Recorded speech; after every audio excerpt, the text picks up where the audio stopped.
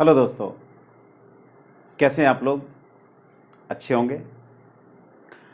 आज हम relation and functions में कंपोजिशन ऑफ फंक्शंस उस टॉपिक को पढ़ने वाले हैं। बहुत इंटरेस्टिंग टॉपिक है, बहुत इजी टॉपिक है, बहुत अच्छा टॉपिक है। तो कंपोजिशन ऑफ फंक्शंस, कंपोजिशन का मतलब तो आप जानते होंगे, जुड़ना, मिलाना, है ना।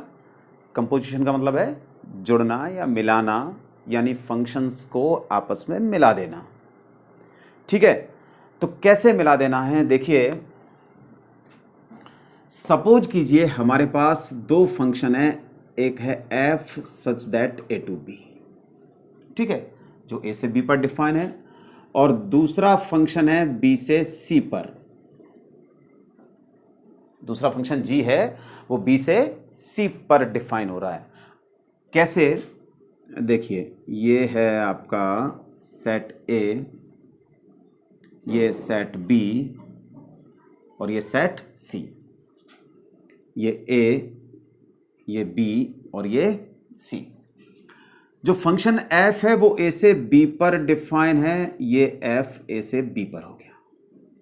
दूसरा फंक्शन g है, वो b से c पर डिफाइन है, तो चलिए ये इसको हमने g से ये कर दिया।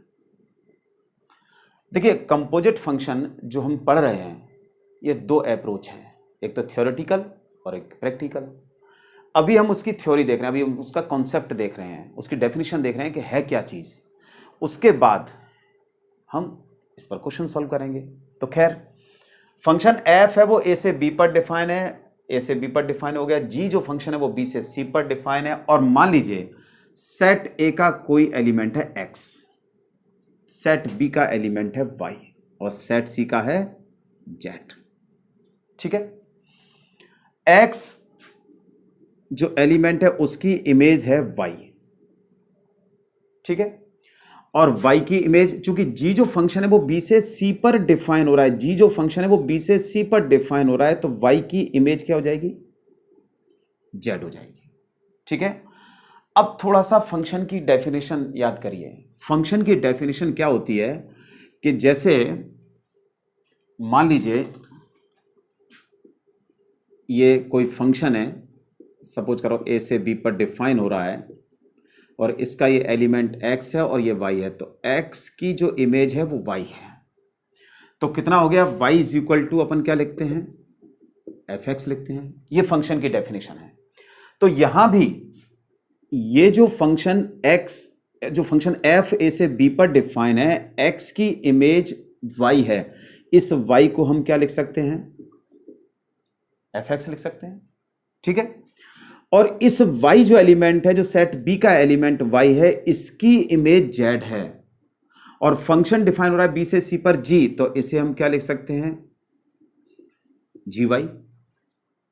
ठीक है, अब आप देखिए gy एक फंक्शन हो गया, और हम यहां से, मतलब यहां जो y है, यहां से इस y की वैल्यू यहां रख देते हैं, तो कितना हो जाएगा? g of fx, g of fx।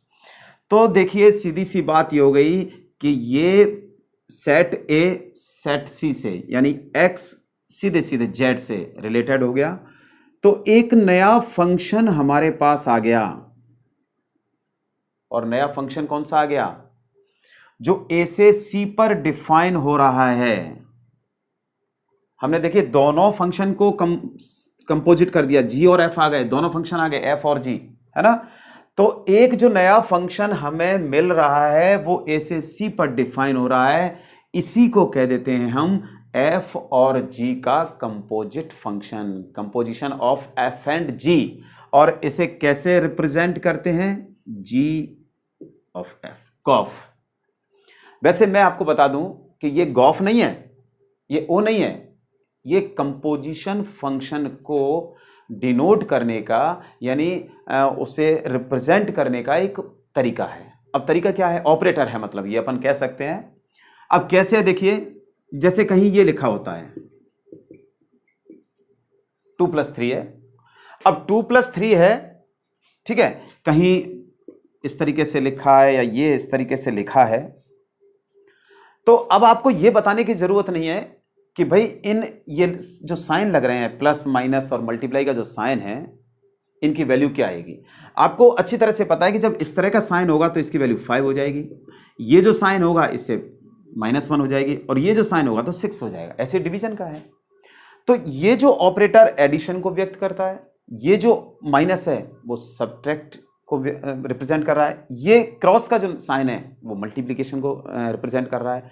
तो इसी तरीके से ये जो छोटा सा ओ बना हुआ है ये कंपोजिट फंक्शन को रिप्रेजेंट कर रहा है। ठीक है। अब लेकिन हमने क्या किया कि हमने अपनी सुविधा के लिए, अपन को दिक्कत नहीं हो बोलने के लिए, इसलिए हमने इसको ओ सपोज कर लिया और बोलने लगे गॉफ। ठीक है ना। तो ये जो है ना वो एफ और जी का एक कंपोजिट फंक्शन है, यानी composition of F and G. और इसे किस तरीके से रिप्रेजेंट करेंगे भाई, G O F such that A to C, A से सी पर डिफाइन है। ठीक है ना। और कैसे होगा, such that gof x is equal to G of F x for all x belongs to A. X कहां से लिया है, सेट ए से लिया है। अब इसमें देखिए आप थोड़ा सा ध्यान दीजिए, क्या ध्यान देना है। देखिए यहां अपन थोड़ा सा डिस्कस करते हैं, थोड़ा सा विचार करते हैं। फंक्शन एफ है वो ए से बी पर डिफाइन हो रहा है, तो ये जो सेट ए है ये क्या हो गया, डोमेन ऑफ एफ। ठीक है। बी क्या हो जाएगा, यानी बी के वो एलिमेंट जो सेट ए के एलिमेंट्स की इमेज होंगे वो क्या कहलाएंगे, रेंज कहलाएंगे, है ना, रेंज ऑफ एफ। ठीक है। अच्छा, फंक्शन जी है वो बी से सी पर डिफाइन हो रहा है, तो सेट बी, अच्छा ये कोडोमेन भी है, क्या चीज है, कोडोमेन ऑफ एफ। ठीक है। फंक्शन जी जो है वो बी से सी पर डिफाइन हो रहा है, तो ये बी क्या हो जाएगा, जी का डोमेन हो जाएगा। ठीक है। और वो एलिमेंट्स जो y की इमेज के रूप में होंगे वो क्या हो जाएंगे, रेंज ऑफ जी। और ये कोडोमेन भी है। ठीक है ना, ये चीज क्लियर है। अच्छा, अब आप ये देखिए गॉफ जो यानी एफ और जी का जो कंपोजिट फंक्शन डिफाइन किया है ए से सी पर, तो आप थोड़ा सा ध्यान दें। ठीक है ना, यानी ये फंक्शन गॉफ के लिए जो ए से सी पर डिफाइन हो रहा है, सेट ए क्या हो जाएगा, इसका डोमेन, और सेट सी क्या हो जाएगा, इसका कोडोमेन।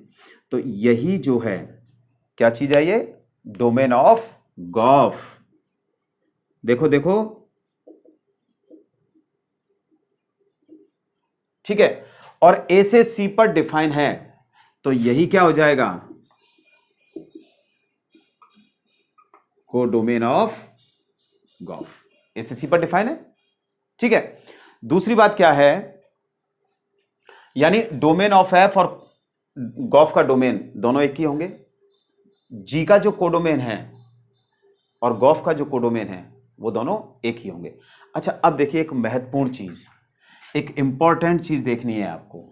क्या देखना है कि गॉफ जो डिफाइन हो रहा है, ठीक है ना, ध्यान से देखिए, इसकी जो रेंज है और इसका डोमेन है, इसकी जो रेंज है वो इसका डोमेन है। ठीक है ना।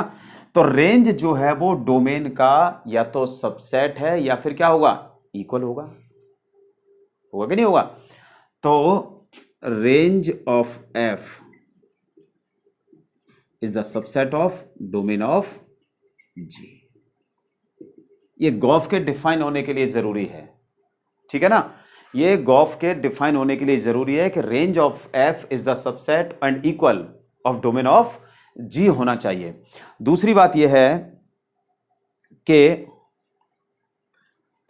Range of F, range F की जो रेंज है और डोमेन है जो जी का, वो आपस में डिसजॉइंट नहीं होना चाहिए। डिसजॉइंट का मतलब ये होता है कि उनमें कोई एलिमेंट कॉमन नहीं हो, ठीक है ना। तो अगर ये डिसजॉइंट है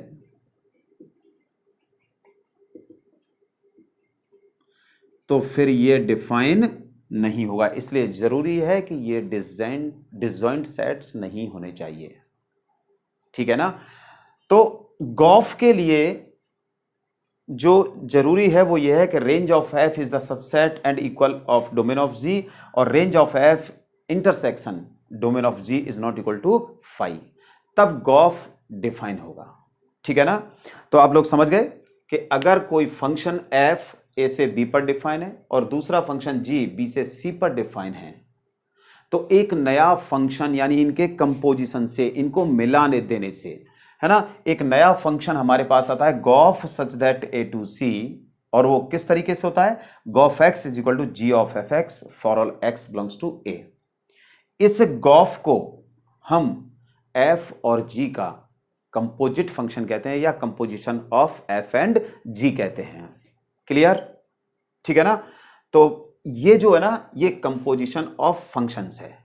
एफ और जी यानी एफ और जी के कंपोजिशन को हम गॉफ से रिप्रेजेंट करते हैं, और अगर जी और एफ का कंपोजिशन हो, जी और एफ का कंपोजिशन, तो उसे हम गॉफ से फॉग से रिप्रेजेंट करते हैं। किससे रिप्रेजेंट करेंगे, फॉग से। और फॉग की definition fog x is equal to क्या हो जाएगा, एफ ऑफ जी एक्स, ठीक है, ये होता है। तो गॉफ और फॉग यानी ये एफ और जी का कंपोजिशन है, ये जी और एफ का कंपोजिशन है, ठीक है ना। Fog x is equal to F of G x. ध्यान रखिए, आगे चल करके हम पढ़ेंगे, अभी एक एग्जाम्पल करेंगे इस पर, इस थ्योरी पर बेस्ड, फिर हम देखेंगे कि गॉफ और फॉग कोई जरूरी नहीं है कि इक्वल होते हों, ठीक है, पहली बात। अच्छा, एक बात और है, जैसे गॉफ के डिफाइन होने के लिए यह जरूरी है कि range of F is the subset and equal domain of F G, और range of F intersection domain of G is not equal to phi, ये गॉफ के लिए जरूरी है। तो फिर फॉग के लिए क्या जरूरी है, फॉग के लिए जरूरी क्या हो जाएगा, range of G is the subset of domain of F, पहली बात। दूसरी बात क्या हो जाएगी कि range of G intersection domain of F is not equal to phi, यानी ये डिसजॉइंट नहीं होने चाहिए। अगर डिसजॉइंट होंगे तो फिर ये पॉसिबल नहीं होगा, ठीक है। तो इस तरीके से फॉग और गॉफ हो गए, है ना। ये इसकी थ्योरेटिकल अप्रोच है, समझ गए होंगे, मैं समझता हूं। आइए अब अपन इस पर एक क्वेश्चन करते हैं। चलिए, कंपोजिशन ऑफ फंक्शन पर हम एक एग्जाम्पल करते हैं। एग्जाम्पल क्या है, बुक का ही एग्जाम्पल है। Find gof and fog, find gof and fog if F such that R to R F x is equal to cos x and g such that r2r gx is equal to 3x square, and show that and also prove that gof is not equal to fog। हमें यह भी बताना है कि Gauff और fog equal नहीं है। तो बहुत आसान है क्वेश्चन करना, ठीक है ना। सबसे पहले अपन निकालते हैं गॉफ। गॉफ की डेफिनेशन लिखिए, क्या है डेफिनेशन, गॉफ की डेफिनेशन है Gauff x is equal to G of F x, ठीक है। आप चाहे लिखना चाहें तो लिख सकते हैं for all x belongs to R, ठीक। अब देखिए, अब क्या करना है अपन को, इसको सॉल्व करेंगे, जी को सॉल्व करने के लिए क्या है, यहां देखिए ये जी एक्स है और ये जी ऑफ एफ एक्स है। चलिए मैं इसको 1 और इसको 2 दे देता हूं, ठीक है। यहां जी एक्स है और यहां जी ऑफ एफ एक्स है। हमें एक्स की जगह क्या लिखना है, एफ एक्स लिखना है। एक्स की जगह क्या लिखना है, एफ एक्स लिखना है, ठीक है। तो इसमें जहां जहां x आ रहा है वहां वहां हमें क्या लिख देना है, fx लिख देना है। देखो कंपैरिजन करो, ये x और ये fx, तो लिखिए यहां पर कितना हो जाएगा 3, x की जगह fx लिखना है तो कितना हो जाएगा fx का होल स्क्वायर। समझ गए ना, 3x स्क्वायर, तो 3x की जगह आपको fx रखना है। देखो कैसे रखना है समझिए, gx आपके पास है 3x स्क्वायर, आपको g ऑफ fx लिखना है तो x की जगह fx लिख दीजिए, कितना आ जाएगा 3 ऑफ fx का होल स्क्वायर।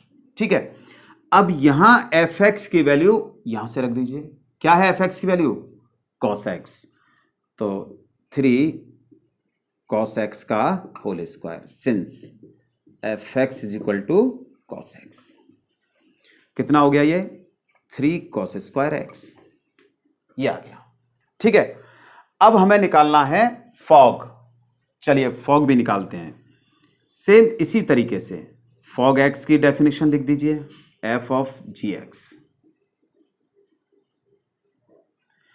ये भी x कहां से है, r से ही लिया गया है, for all x belongs to r। ठीक है, अब हम क्या करेंगे, f ऑफ gx, f को देखिए, f को सॉल्व कर रहे हैं तो जहां x आ रहा है, देखो कंपैरिजन करके fx और f ऑफ gx, ठीक है ना, इस x की जगह हम क्या रख देंगे, जहां भी x आ रहा है इसमें क्या रखेंगे, x की जगह gx, तो रखिए कितना हो जाएगा cos ऑफ gx। ठीक है, अब ये cos ऑफ gx हो गया, अब यहां से gx की वैल्यू रख देंगे, कितनी वैल्यू है gx की, cos of 3x square, gx की वैल्यू 3x स्क्वायर है, आप लिखना चाहें लिख दें, क्योंकि लिखने से हमें ध्यान भी रहता है कि हमने यहां क्या किया है। ठीक है, क्लियर है, ये गॉफ x है और ये आपका क्या है फॉग x है। ठीक है, gof x is equal to 3 cos square x और fog x is equal to cos 3x square, क्या ये दोनों इक्वल हैं, नहीं है भाई, गॉफ तो है आपका 3 cos स्क्वायर x और फॉग है cos 3x स्क्वायर, ठीक है ना, 3x स्क्वायर है तो इक्वल नहीं है। इट मींस ये भी है कि गॉफ और फॉग आपस में, मतलब ये कोई जरूरी नहीं है कि वो कम्यूटेटिव हों, गॉफ और फॉग का कम्यूटेटिव होना जरूरी नहीं है। तो अपन क्या लिख सकते हैं, अपन लिख सकते हैं the composition function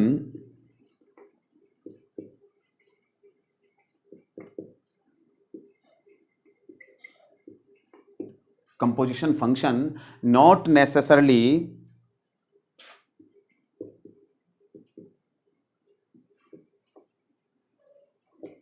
not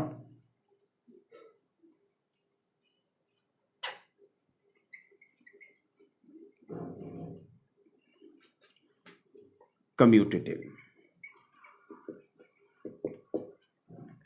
the composition function is not necessarily commutative, ठीक है ना,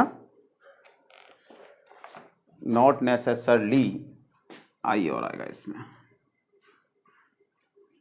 commutative। ठीक है, तो एक ये भी चीज क्लियर हो गई कि गॉफ और जो फॉग हैं वो आपस में कम्यूटेटिव नहीं होते, जरूरी नहीं है। हालांकि ये बात है कि अपन बहुत सारे क्वेश्चंस करें और उनमें से किसी क्वेश्चन में, एक आध दो क्वेश्चन में ये इक्वल हो जाए तो बात अलग है, इसीलिए लिखा है कि इज नॉट नेसेसरली कम्यूटेटिव। ठीक है, नोट कीजिए इस क्वेश्चन को। चलिए एक और एग्जांपल सॉल्व करते हैं अपन। एक एग्जांपल है 15 number, let f such that, example क्या है कि let f such that 2 3 4 5 2 3 4 5 9 and g such that 3 4 5 9 2 7 11 15 be functions defined as f2 is equal to 3, f3 is equal to 4, f4 is equal to 5, f5 is equal to भी 5 है, and g3 is equal to and g4 is equal to 7, g5 and g9 is equal to 11. Find gof, gof निकालना है हमें, बहुत simple है। देखिए कैसे निकालेंगे गॉफ। तो गॉफ निकालने के लिए सबसे पहले हमें क्या करना है, डेफिनेशन क्या है पहले तो डेफिनेशन देखनी चाहिए अपन को। Gof x is equal to G of F x, ये हमारी डेफिनेशन होती है, ठीक है ना, ये हमारी डेफिनेशन होती है। तो gof x is equal to G of F x. अब सबसे पहले एफ को सॉल्व करते हैं। तो देखिए यहां से स्टार्ट करते हैं कि F two is equal to 3 है, यानी एक्स की जगह अपन 2 रखते हैं। पहले एक्स ये क्या रखते हैं 2, देखो ध्यान से। तो ये आ जाएगा गॉफ 2, ठीक है। गॉफ 2 का मतलब जी ऑफ एफ 2। अब एफ 2 की इमेज कितनी है 3, एफ 2 की इमेज कितनी है देखो यहां से 3, हमने यहां से 3 रख दिया। अब G3 की वैल्यू देखनी है, G3 की वैल्यू कितनी है 7, ठीक है। यानी गॉफ के लिए 2 की इमेज कितनी हो गई 7 हो गई। इसी तरीके से आगे सॉल्व करेंगे। गॉफ 2 के बाद कौन सा है 3, डेफिनेशन क्या हो जाएगी G of F3। Number by number करते जाइए, कोई दिक्कत नहीं। F3 की वैल्यू क्या है 4, यहां से F3 की वैल्यू 4 रख दीजिए यहां। अच्छा, G4 की वैल्यू क्या है 7, यानी 3 की इमेज क्या हो गई 7 हो गई। अब इसके बाद सॉल्व करना है अपन को 4 के लिए। गॉफ 4, डेफिनेशन लिखिए G ऑफ F4। F4 की वैल्यू क्या है 5, यानी 4 की जो इमेज है फंक्शन f में वो 5 है, तो G5। अब G5 को देखिए, G5 की वैल्यू कितनी है 11, यहां 11 आ गया, ठीक है। F4 हो गया।